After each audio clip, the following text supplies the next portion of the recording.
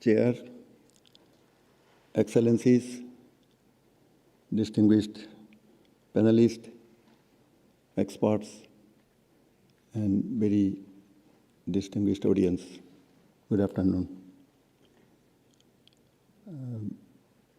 I feel very honored and privileged to speak in this important Geneva Health Forum on the very auspicious occasion of 20th anniversary of demise of passing of Dr.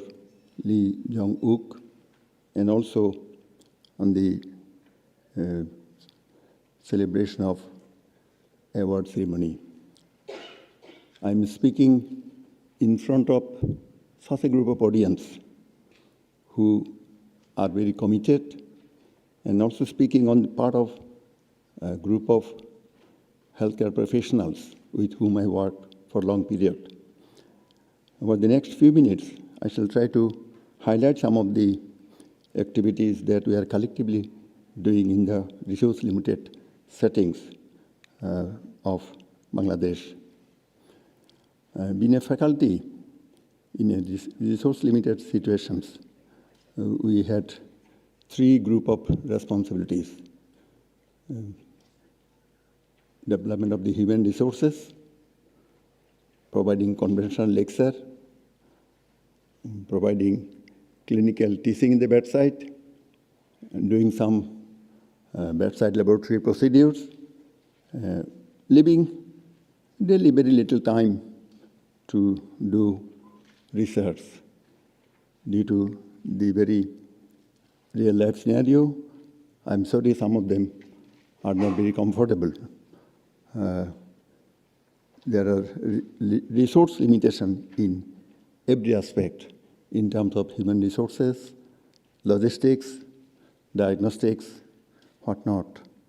For example, in a single day, in an adult medicine unit having capacity of 66, there are 237 patients with 115 admissions in previous 24 hours. 10% of them require critical care. And if you visit such a ward in a single day, these wide range of conditions are there, and including some of the conditions which are not appropriately taught in the medical curriculum, nor there is harmony amongst the professionals to address. And particularly, the less priority area is institutional research on those topics. So some of the examples are here. When we are investigating an outbreak of suspicious febrile encephalopathy with possible avian influenza, we found that this is nothing to do with the infections. Rather, in a drought area, an outbreak happened due to the Xanthium strumarium poisoning due to plant ingestion. Some of the examples of field visits are being reflected here. With the support of the government in our region and the World Health Organization, our countries were aspiring to eliminate one of the deadly diseases of our region, the leishmaniasis Kala-Azar, in 2005, and the program started in 2008 after planning, and within a short period, the target of achievement of elimination of Kala-Azar as a public health problem was achieved and certified by the World Health Organization. And so at the point of 2008, when there were 8,000 cases have been reported, currently in 2024, less than 50 cases have been reported, with half of them are post-Kala-Azar dermal leishmaniasis, rest half are recurrent Kala-Azar. So primary Kala-Azar is less than 25, putting them into a difficult situation of treating them, although earlier we used to use them 28 days stevogluconate. Diagnosis was by splenic puncture or bone marrow, but subsequently rapid diagnostic test and single dose liposomal lymphocytes can be preceded by earlier 28 days oral miltefosine, change the whole situation. In the other area, the pesticide poisoning by organophosphate, the only drug was atropine plus minus pralidoxime 50 years before.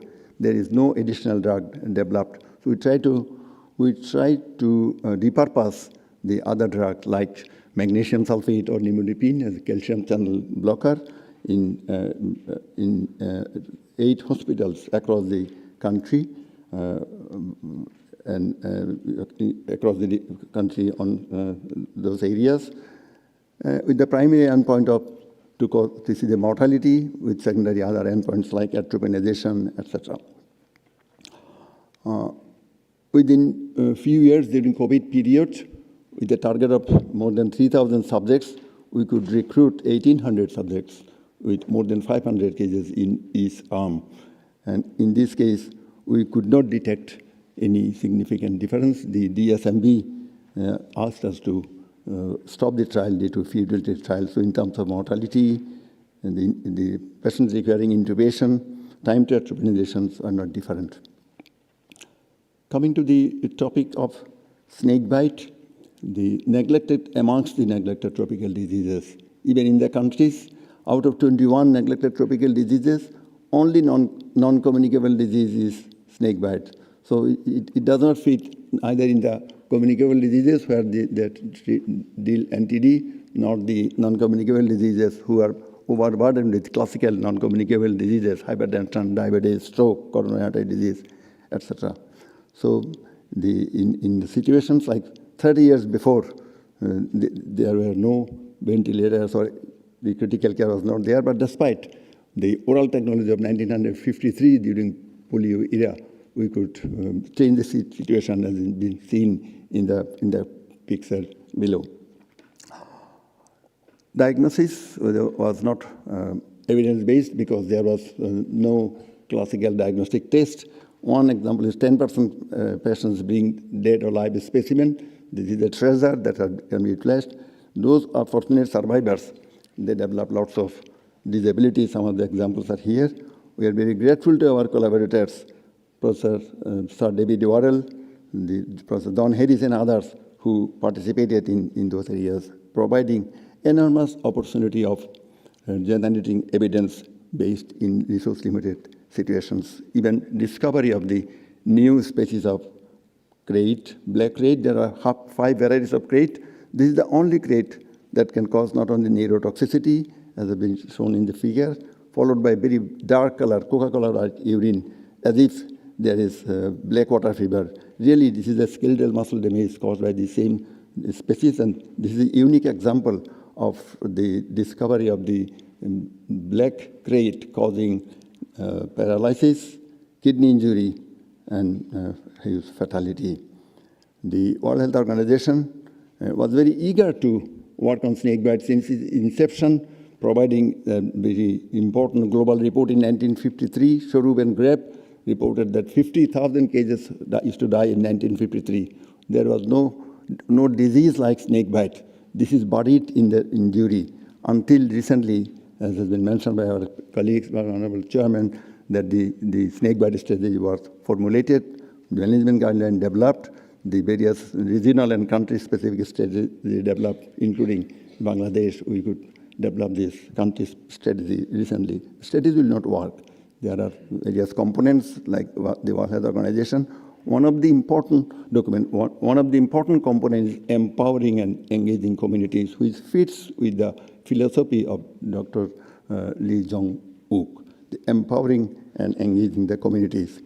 While we were trying to engage the communities, we developed various types of IEC materials. Our community are not health literate, not to speak of AI literacy there. I wish that in future when there is equity will happen, then possibly the health literacy might be improved, but till then we have to rely on conventional methods. So we try to develop, this is the English version, the local traditional version, how to provide appropriate first aid, very old illness, but providing very old type of first aid. Not many of them are inappropriate. So how to provide appropriate first aid, what not to do, and how to avoid snakebite. These are combination together. This might work as a vaccine, as a prevention. And one of the examples is here, providing the health education through traditional courtyard meeting. In the small area of sub-district of having 180,000 population, we did a cluster randomized trial. We demonstrated that the simple preventive measures by various conventional and modern methods of using IEC, a group of activities has been designed, implemented by the community for the community themselves. We arranged 450 such courtyard meeting in one sub-district over a period of few months, followed them one year, having baseline at the end of 1 year, 20 months, and we could detect that the preventive measures, the first aid methods, the practice of access to care has been improved much in comparison to the control area below. It has been accepted by the PLOS neglected disease, and just last week we cleared the proof. Coming to the malaria, the World Health Organization was trying to eradicate malaria in mid-60s. During my studency between 72 to 78, I have not seen any case of malaria in my medical school, but when I entered in the training in 1979, there were several hundred cases that admitted with febrile illness with multiple organ involvement. There was no drug, there was no diagnostics. People had forgotten the microscopy. So that initiated the first thinking, resulting in this dissertation followed by supplement on malaria in the local journal. The TDR provided some small fund for doing operational research comparing quinine versus artemether. At that time, there was no significant difference except the delayed coma recovery time, hinting either benefit or harm. Then subsequently, through the support of the Wellcome Trust, with the Mahidol Oxford Research Unit, Professor Sir Nick White, we could continue the largest trial on severe malaria, Southeast Asia quinine artemether trial, completing study within few years, recruiting nearly 1,500 subjects, 30% of them from Chittagong Medical College from where I was working. At that time, our team, they recruited 1/3 patients, and in the middle of the DSMB meeting, the study had to stop due to impressive findings of 35% reduction of mortality by using artesunate injection. The patients of severe malaria, they come from the community. The community, they don't have injectable, they do not have diagnostic, they do not have referral mechanism. So we are exploring the possibility of using alternative route other than injectable. Rectal artemisinin was in the development phase, particularly for the children. So the huge community mobilization was essential at that time. From the four walls of the medical school, we had to come to the villages, to the community to enrich them, to empower them to participate in the study. In that study, the community awareness meeting, one of the monitors is visiting, very field monitoring in the difficult access areas, and particularly supervising them. At the end, it was found that in the children, 25% reduction of mortality is possible by providing single-dose rectal artemisinin, advising them to come to the hospital, having completion of the treatment. Impressive findings by those finding the World Health Organization since 2015, 2010, 2015, 2025, continued the same recommendation of continuation of the injectable artesunate for management of severe malaria in hospital, rectal artesunate for the children as a pre-referral treatment in the hospital based on these major two studies done by our group. So the reduction was possible by single dose of artemisinin. In that study, we won the BMJ award in 2010. Coming to further, with the community-based treatment followed by referral and then injectable treatment by artesunate, a significant reduction happened like Kala-Azar, like leishmaniasis. In this case, not as a public health problem, it is a true elimination. So with the nearly 100,000 cases in 2008, transforming into less than 10,000, and then in this year, by a few months before, 460 with 0 death. We are now aspiring to phased elimination of malaria from our locality, but difficult situation in the red areas. The red areas is the area inaccessible, difficult area coming to the close border with Myanmar. But there are opportunities still. There are the malaria vaccine has been approved by the World Health Organization, the two vaccines, and this can be used along with drugs. So we developed this this MBDA, mass drug and vaccination. So here we started this combination vaccine drug with drug standard of care. We have provided the first 3 doses and booster dose. Now we are following up those booster dose patients. So this, we visited these remote areas, the randomized cluster randomized trial. Towards the end of the year, we expect to have the findings of the using vaccination as a part of elimination.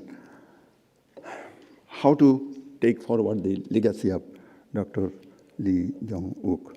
We like to see the empowering and engaging communities, not only in malaria, snake bite, and other conditions, starting from non-communicable diseases, communicable diseases, unfinished agenda of maternal, child health, newborn health, by empowering the communities by general health care, specialist care, clinic-based teaching, as well as providing service, which is not very practiced in resource-limited settings, providing the routine health check, disease training to the patient, providing therapeutic exercise, providing adult vaccine. Adult vaccine is not very practiced in many resource-limited settings, very useful, providing utilization of the telemedicine service, health education, seminars, travel clinic, DP training and counseling. This group of work has been started through the Day of Care Foundation.